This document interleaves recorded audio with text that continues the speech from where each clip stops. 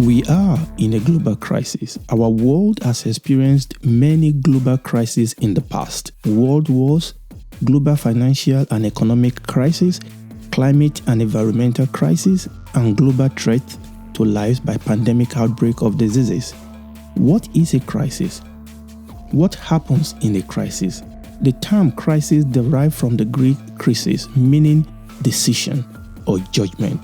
From this, we get terms such as critic or critical conditions. To experience a global crisis is to inhabit a world that is temporarily up for grabs. Previous global crises that threaten world peace, mostly major wars, have led to reordering attempts by assembly and handful of statesmen and diplomats to create a form of a new world order.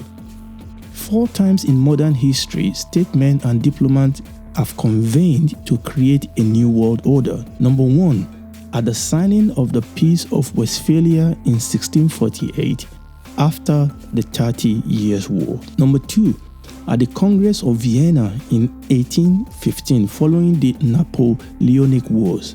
Number 3, in Paris in 1919 in the wake of World War I. And finally, number 4, in San Francisco in 1945 at the end of World War II. The Peace of Westphalia established a European system of secular authority that laid the foundations for the modern state. The legacy of Westphalia left us with a system of states that spread beyond Europe to the rest of the world. The Congress of Vienna produced the Concert of Europe, a club of great powers dedicated to preventing the emergence of revolutionary state. The legacy of Vienna has been the club model whose current global application are the G8 or G20. The Peace Conference in Paris after World War I established the creation of the League of Nations, a precursor to the modern-day United Nations. While the League of Nations ultimately failed, it did lay the framework for the European Union. Despite the failure of the League of Nations, similar ideas guided the creation of the United Nations at San Francisco, leading to the potential for broadening participation of power and influence upon citizens of every country beyond their own states. We now live in an era where, in addition to the states, we are subject to authority of global governance in world politics that involve a variety of actors and networks of international institutions. These are individuals and groups who act beyond national borders, yet they are not controlled by individual governments. These are not democratically elected, but yet they exert authority and influence globally. It is worth noting the effects and reactions to COVID-19 is consistently likened to that of war. The groundwork is being laid to advance the cause of a new world order, as we have seen in previous major wars. Because of the grave dangers, surging uncertainty, and desperation all over the world is ready for a leader, any leader that can give hope and solution for world's ever-mounting problems and crises. The British historian Arnold Toynbee said, and I quote, "The nations are ready to give the kingdoms of the world to any one man who will offer a solution to our world's problem." End of quote. Chris Patton, European Union External Relations Commissioner, said in 2000, and I quote, "In any case, like it or not, the Commission has to respond to active global social conscience. In the past, people asked God to deliver them from evil. Today, they look up to international institutions, and in Europe, that means EU." End of quote.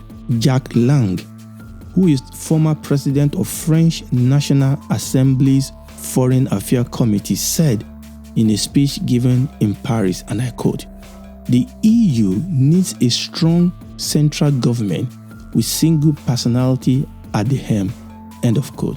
President George Bush Sr. said in his 1991 State of the Union address, while talking about the Persian Gulf War, said, and I quote, "The world can therefore seize the opportunity to fulfill the long-held promise of a new world order, where diverse nations are drawn together in a common cause to achieve the universal aspirations of mankind. End of quote. Paul Henry Spaak, who was the president of the United Nations General Assembly from 1957 to 1961, and he was also Prime Minister of Belgium and one of the early planners of European Common Market, once said, and I quote, "We do not want another committee. We have too many already. What we want is a man of sufficient stature to hold the allegiance of all people and lift us up out of the economic morass into which we are sinking. Send us such a man, and whether he be God or devil, we will receive him." End of quote. The final implementation of New World Order, that is the emergence of a New World Order involving the Antichrist and a world religion, needs a bigger crisis than COVID-19. There's still coming one final crisis that will shake the world to its very core. Nothing in the world's experience, ammunitions, or technology will prepare her for the final crisis. A crisis of such a magnitude that will cause such an unprecedented level of fear and panic that the citizens of all nations of the world will be ready to sell their soul to the Antichrist. A crisis that will also trigger the emergence of long-held promise of a world religion. And what kind of crisis could that be? Current events and convergence of prophetic signs tell us that such crisis and such leader is around the corner. How close are we? What crisis will be the last straw that will break the proverbial camel's back and unleash the reign of the Antichrist on the world? Meditate on these things, and the Lord will grant you understanding. Shalom.